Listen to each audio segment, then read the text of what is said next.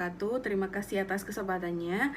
Saya Amelia Rahmi Fatmawati dengan NIM 2019-210581 akan menjelaskan tentang berpikir strategis. Jadi apa sih berpikir strategis itu?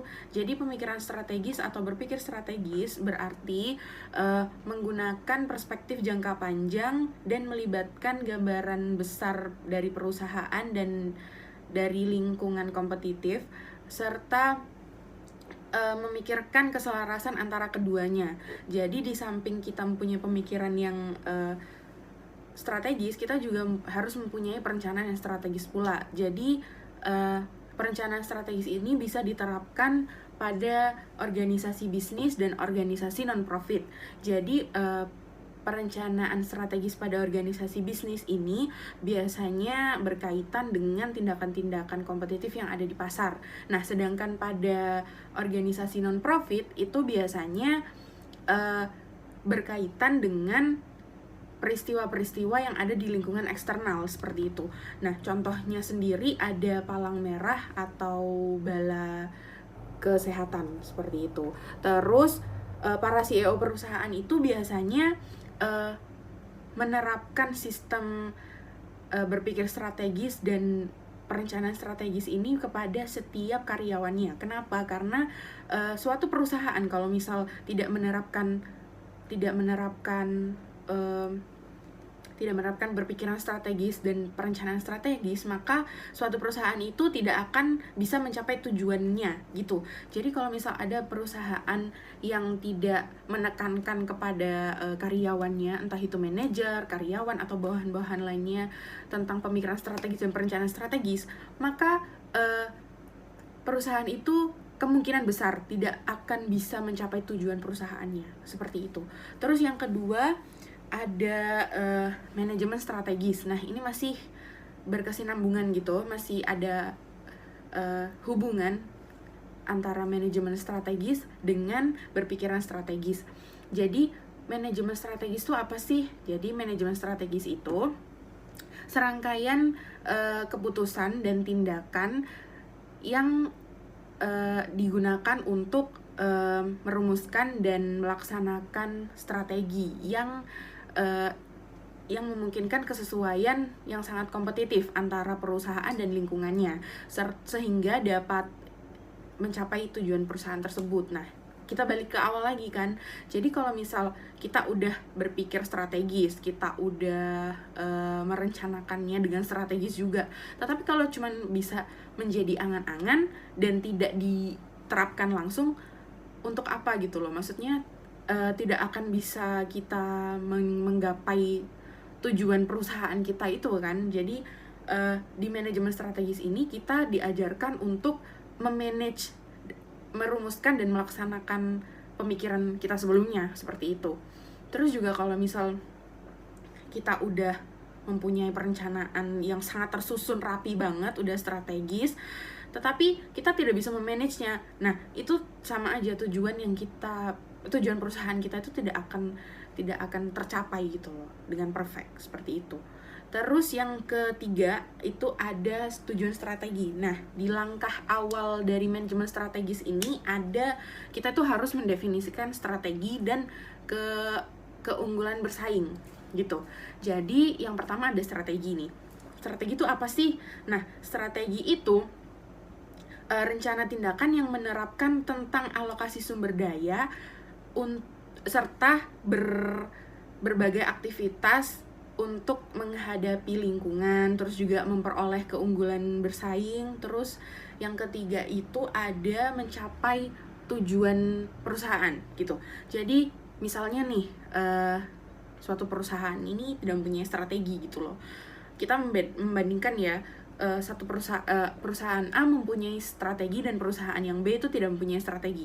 Nah, perusahaan A ini strateginya tuh udah tersusun rapi, udah mau dijalanin gitu, pokoknya udah hampir menggapai si tujuan perusahaan tersebut gitu loh. Nah, sedangkan si perusahaan B ini dia tidak bisa mencapai tujuannya gitu karena dia tidak mempunyai strategi. Jadi kayak dia let it flow aja, dia itu pengen ikut kalau misal ada perusahaan ini jual ini dia ikut, perusahaan lain jual ini dia ikut, kayak gitu. Dia tuh tidak mempunyai strategi untuk perusahaannya gitu loh. Terus yang kedua ada keunggulan bersaing. Nah, keunggulan bersaing itu apa sih? Keunggulan bersaing itu hal yang membedakan antara perusahaan satu dengan perusahaan lainnya dan memiliki ciri khas tersendiri untuk memenuhi kebutuhan pasar konsumen gitu loh. Jadi saya ambil 2 contoh untuk keunggulan bersaing ini. Jadi yang pertama itu ada Chatime, yang kedua ada Sin Futang. Nah di sini siapa sih yang nggak tahu minuman boba-boba gitu, pasti tahu kan. Nah kalau misal si Chatime sama si Sin Futang ini kan pasti ada bedanya kan, maksudnya mempunyai ciri khas tersendiri gitu loh, entah itu dari varian rasa, entah itu dari varian topping, atau dari packaging pun mereka pasti mempunyai keunggulan tersendiri. Nah itulah kenapa para konsumen itu bisa tertarik dengan mereka berdua gitu loh. Meskipun kalau misal dirasa-rasa ya rasanya sama, cuman kan mereka mempunyai keunggulan tersendiri gitu loh, mempunyai ciri khas sendiri-sendiri, seperti itu. Terus yang poin keempat itu ada memanfaatkan kompetensi dasar. Nah, memanfaatkan kompetensi dasar. Yang pertama ada kompetensi dasar. Nah, kompetensi dasar itu sesuatu yang dilakukan oleh perusahaan dengan sangat baik dibandingkan dengan pesaingnya. Seperti itu. Terus yang poin kelima ada membangun sinergi. Nah, sinergi itu apa sih? Sinergi adalah kondisi yang timbul ketika bagian-bagian perusahaan berinteraksi untuk menghasilkan dampak bersama yang lebih besar daripada jumlah semua bagian yang bertindak sendiri-sendiri, seperti itu. Terus di poin yang keenam ada memberikan nilai. Nah, nilai itu apa sih? Nilai itu adalah semua gabungan keuntungan yang diperoleh dan biaya yang dikeluarkan, seperti itu. Jadi kita suatu perusahaan itu keuntungannya apa dan biaya yang dikeluarkan untuk mendapatkan atau menghasilkan keuntungan itu apa. Nah, itu tuh namanya nilai, seperti itu. Terus yang terakhir di poin yang ketujuh itu ada tingkatan strategi. Nah, tingkatan strategi ada 3. Yang pertama ada pada bidang apa, pada bidang usaha apa kita bergerak. Nah, kita tuh harus tahu kita itu bergerak di bidang apa, terus juga kita itu harus menjalankannya sesuai dengan bidang kita masing-masing gitu loh. Jangan kayak kita bidangnya ini tapi kita kerjanya di bidang yang lain gitu. Jadi kita sebaiknya sesuai dengan passion kita aja, seperti itu. Terus yang kedua ada bagaimana cara kita bersaing. Nah, kita tuh harus bersaing dengan cara yang sehat gitu loh. Jadi kalau misal kalian pengen suatu perusahaan, misal perusahaan kalian pengen berjalan dengan lancar. Nah, kita tuh cara bersaingnya tuh kayak gimana? Kita tuh harus tahu gitu. Perusahaan kita itu bersaingnya dengan cara yang sehat atau enggak. Kalau misalnya dengan cara yang sehat, pasti tujuan perusahaan itu akan tercapai gitu. Kalau misalnya dengan cara yang tidak sehat, mungkin banyak yang tercapai, tetapi akhir-akhirnya pasti ada nilai minusnya gitu loh, seperti itu. Terus yang ketiga, yang terakhir, itu ada bagaimana kita mendukung strategi tingkat usaha. Jadi caranya itu kita harus punya strategi tingkat fungsi. Nah, strategi tingkat fungsi itu apa sih? Nah, strategi tingkat fungsi adalah tingkat strategi yang berhubungan dengan departemen-departemen fungsional utama di unit usaha tersebut, gitu. Oke, sekian dari presentasi saya. Selanjutnya akan dilanjutkan oleh rekan saya. Terima kasih atas kesempatannya. Perkenalkan, nama saya Hilmi Aqidatul Izzah, NIM 2019-2110582. Saya di sini akan menjelaskan tentang proses manajemen strategis. Proses manajemen strategis adalah penetapan tujuan organisasi, pengembangan kebijakan, perencanaan serta pengevaluasian terhadap keputusan-keputusan untuk mencapai sasaran dalam pengalokasian sumber daya. Di dalam proses manajemen strategis terdapat 3 tahapan proses manajemen strategis. Yang pertama, perumusan strategi. Yang kedua, implementasi strategi. Yang ketiga, evaluasi strategi dan pengawasan. Contoh dari tahapan proses manajemen strategi yang pertama, yakni perumusan strategi, adalah identifikasi peluang eksternal, organisasi, dan ancaman. Yang kedua, pengembangan visi dan misi. Yang ketiga, menganalisa kekuatan dan kelemahan internal. Yang keempat, merumuskan tujuan jangka panjang. Yang kelima, menghasilkan strategi alternatif. Yang terakhir, yakni memilih strategi tertentu untuk mencapai tujuan. Yang kedua, yakni contoh dari implementasi strategi. Yang pertama, pengembangan pendukung budaya. Yang kedua, struktur organisasi yang efektif. Yang ketiga, mempersiapkan anggaran. Yang keempat, mengembangkan sistem informasi. Contoh dari evaluasi strategi dan ancaman. Yang pertama, dengan menggunakan metode laporan analisa yang diterapkan dalam periode tahunan supaya segala penyimpanan dapat dievaluasi dan diperbaiki kinerja capaian tujuannya.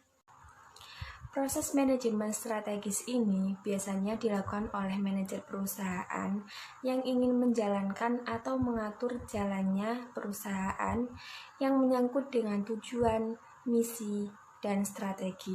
Seorang manajer perusahaan yang mempunyai wewenang untuk mengatur dan merubah misi, tujuan, dan strategi. Manajer juga melakukan pengubahan terhadap misi dan tujuan dengan cara memindai lingkungan internal dan eksternal perusahaan guna untuk mengenali faktor-faktor strategis perusahaan yang ingin dirubah untuk membentuk strategi baru dalam tingkatan perusahaan.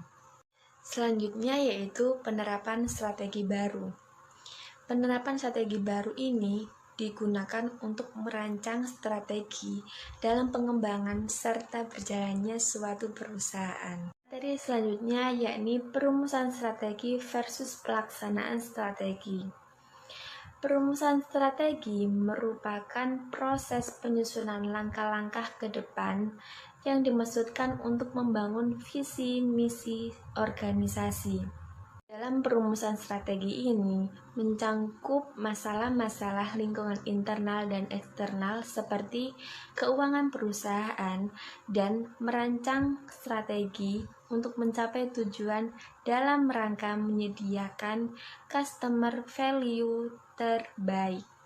Selanjutnya terdapat pelaksanaan strategi, yakni penggunaan sarana manajerial dan organisasi untuk mengarahkan sebagai sumber daya agar dapat mencapai tujuan strategis. Selanjutnya terdapat analisis SWOT.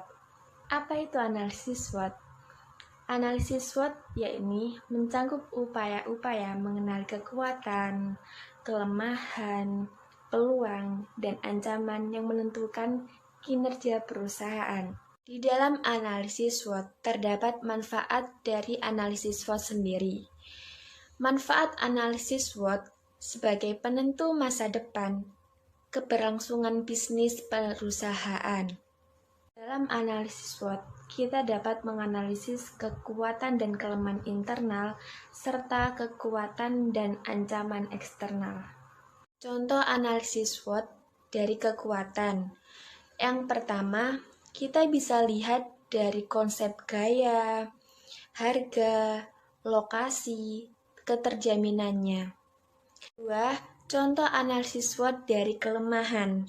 Kita bisa lihat dari kurangnya kemampuan perusahaan memproduksi barang sendiri, model yang kurang, belum bisa adanya pembuatan produk sendiri, kurangnya kemampuan penyediaan barang. Yang ketiga, contoh analisis SWOT dari ancaman.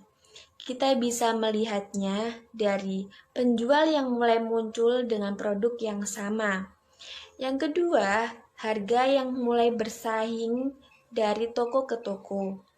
Yang ketiga, terkenalnya brand-brand baru dengan ambasador-ambasador yang mulai terkenal sehingga meningkatkan pengenalan dari produk-produk yang mereka jual. Assalamualaikum warahmatullahi wabarakatuh. Terima kasih atas kesempatannya. Perkenalkan, nama saya Mumijina dengan NIM 2019-210584. Kali ini saya akan meneruskan presentasi dari rekan saya, yaitu tentang merumuskan strategi tingkat perusahaan. Yang pertama ada strategi portofolio. Para investor pribadi ingin melakukan diversifikasi dalam sebuah portofolio investasi yang membuat sejumlah saham resiko tinggi, saham resiko rendah, dan mungkin beberapa saham pendapatan. Perusahaan ingin memiliki gabungan divisi yang disebut dengan unit usaha strategi.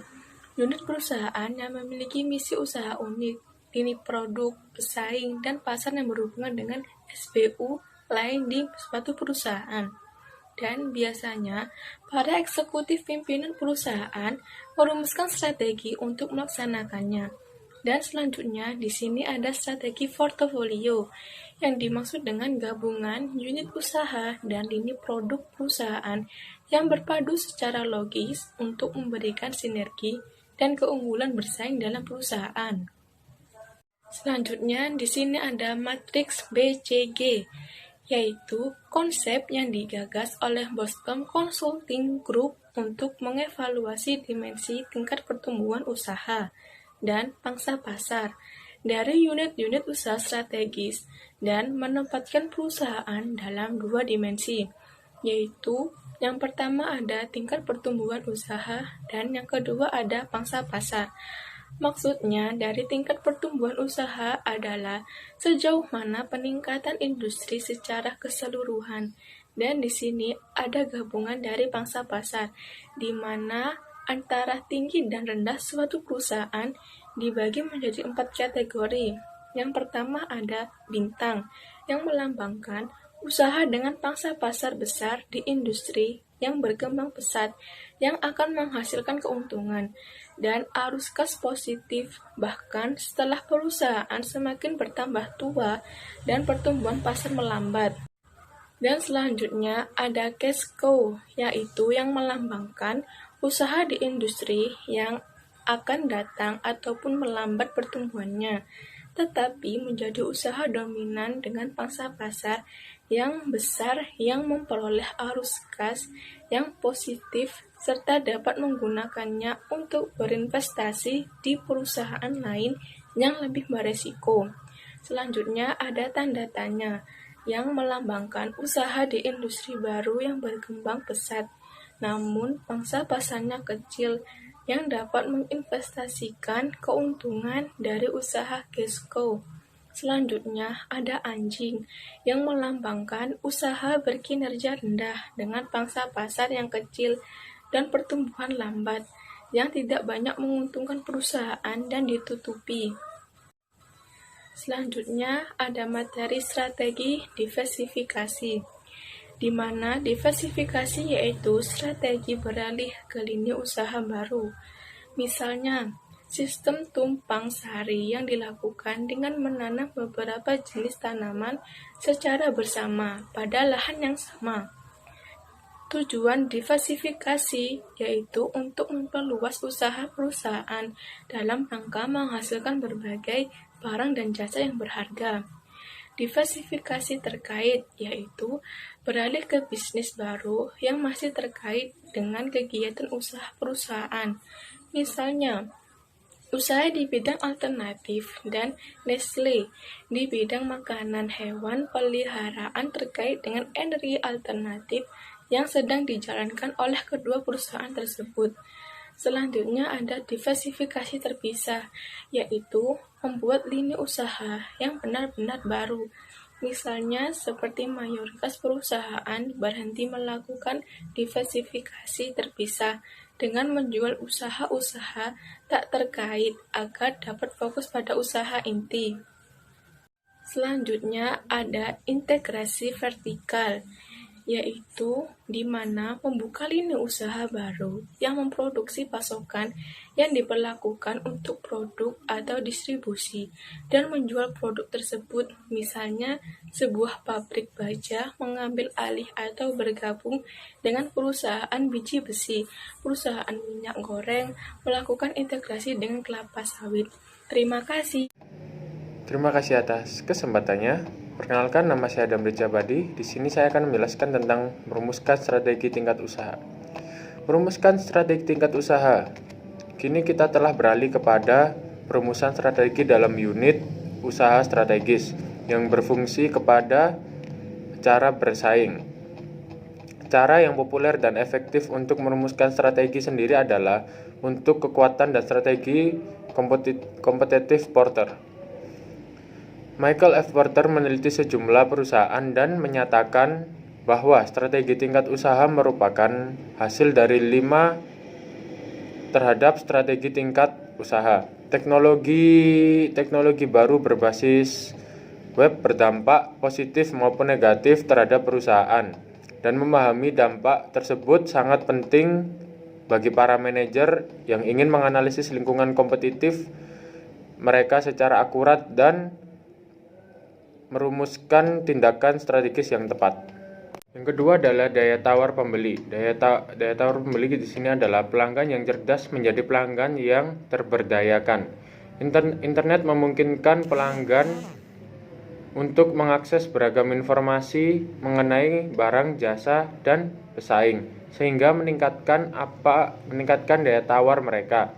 Sebagai contoh, pelanggan yang hendak membeli mobil dapat mengumpulkan banyak informasi mengenai berbagai pilihan, seperti harga mobil baru atau bekas, spesifikasi lengkapnya, catatan perbaikan, dan bahkan dapat mengetahui apakah mobil tersebut pernah kecelakaan atau tidak. Selanjutnya adalah daya tawar pemasok. Pemusatan pemasok dan ketersediaan pemasok pengganti merupakan faktor-faktor penting yang menentukan daya tawar pemasok. Sebagai contoh, pemasok tunggal mesin untuk perusahaan pembuat pesawat terbang kecil memiliki daya tawar yang tinggi. Dampak internet tersebut bisa dibilang positif maupun negatif. Yang keempat adalah ancaman produk pengganti. Kekuatan alternatif dan pengganti produk perusahaan dapat mempengaruhi oleh perusahaan biaya ataupun tren. Misalnya, peningkatan kesadaran pelanggan dapat melunturkan loyalitas pelanggan. Contohnya adalah industri gula. Industri gula sendiri merugi akibat berkembangnya pengganti gula. Sementara perusahaan pembuat kaleng seperti semprot aerosol kehilangan usahanya karena pelanggannya yang mawas lingkungan memilih produk lain. Internet meningkatkan ancaman produk pengganti karena memungkinkan pendekatan baru untuk memenuhi kebutuhan pelanggan. Sebagai contoh, penjualan tiket pesawat terbang murah di internet merugikan agen perjalanan tradisional, karena para pelanggan lebih memilih efektivitas daripada memilih yang tidak efektif bagi kehidupannya. Yang kelima adalah persaingan antar kompetitor. Seperti yang kita lihat, persaingan antar kompetitor dipengaruhi oleh keempat faktor tadi. Di samping oleh biaya dan diferensiasi produk, dengan meningkatnya kekuatan internet dan teknologi informasi, perusahaan makin sulit membedakan diri mereka dengan para pesaing-pesaing mereka. Hal ini meningkatkan persaingan. Porter menyebutnya perebutan posisi yang dilakukan oleh perusahaan-perusahaan yang bersaing sebagai perang iklan. Contohnya adalah Nintendo dan Sony berperang untuk menguasai industri konsol, sementara Netflix dan Blockbuster bersaing di bidang perfilman atau penyewaan film jarak jauh. Dan Pepsi dan Coca-Cola masih menjalankan perang minuman mereka yang bersoda. Saya akan melanjutkan presentasi dari teman saya. Tren baru di bidang strategi, yaitu ada 2. Yang pertama, ada inovasi dari dalam. Inovasi dari dalam yaitu pendekatan strategis yang disebut dengan kemampuan dinamis atau dynamic capabilities, berarti bahwa para manajer berfokus pada melakukan lebih banyak upaya peningkatan dan pengembangan. Yang kedua, ada kemitraan strategis. Kemitraan strategis yaitu usaha membangun kerjasama dengan perusahaan, pemerintah, dan organisasi yang mampu membawa sumber daya baru dan kredibilitas untuk usaha yang dilakukan oleh kita atau citizen sector. Selanjutnya ada globalisasi. Globalisasi adalah standarisasi desain dan strategi pengiklanan produk di seluruh dunia. Contohnya seperti perusahaan Gillette Company mempunyai beberapa fasilitas produksi yang menggunakan pemasok dan proses yang sama untuk membuat produk dengan spesifikasi teknis yang terstandarisasi di seluruh dunia. Globalisasi juga memungkinkan departemen pemasaran saja untuk menghemat jutaan dolar. Sebuah perusahaan produk konsumen menyatakan bahwa biaya produksi di negara dengan iklan produk yang sama saja dapat dihemat 1 hingga 2 juta dolar. Jutaan dolar lebih banyak berhasil dihemat dengan melakukan standarisasi penampakan dan kemasan produk. Selanjutnya, ada strategi perusahaan global, ada 4, yaitu yang pertama, strategi global. Strategi global yaitu strategi yang dilakukan oleh perusahaan untuk meningkatkan keunggulan bersaing dalam kondisi barang dan jasa bebas mengalir tanpa batas negara, mata uang yang berbeda, peraturan yang berbeda, kondisi ekonomi dan produk antar negara yang berbeda. Strategi global sendiri memiliki tujuan.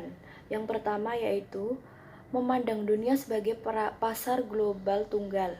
Yang kedua, melakukan standarisasi produk atau strategi pengiklanan global. Selanjutnya yang kedua ada strategi ekspor.